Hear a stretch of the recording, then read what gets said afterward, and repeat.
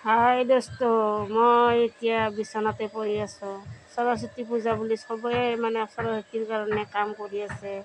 এটি দৌৰা দৌৰি চবৰে ফূৰ্তি ফাৰ্তা কৰি আছে। এতিয়া মই পাৰ্লাৰতো যাব পৰা নাই। এতিয়ানো কি কৰিম, বেডতে পৰি শুই আছোঁ। অপাৰেশ্যনটো কেতিয়া হ'ব অপেক্ষাত আছোঁ। এতিয়া বৰ্তমান উপায় নাই আৰু কি কৰিম। চবে ফোন কৰি আছে, বাইদেউ আহিবনে, কিন্তু ক'ত যাব পাৰিম, কাৰণ অপাৰেশ্যনটো অতি সোনকালে হ'ব যাই আছে। সেইকাৰণে বোলো ভাবিছোঁ আৰু বিচনাতে পৰি থাকিব লাগিব, কিনো কৰিম আৰু।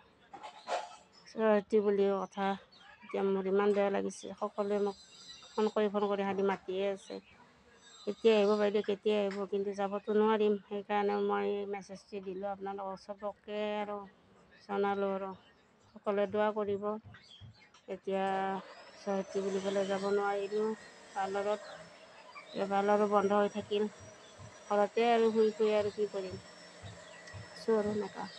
আপোনালোকে সকলোৱে মোৰ কাৰণে দোৱা কৰিব, যাতে মই সুস্থ হৈ যাওঁ সোনকালে, আৰু সোনকালে যাতে মই পাৰ্লাৰত যাব পাৰোঁ, সোনকালে যাতে কামত ধৰিব পাৰোঁ।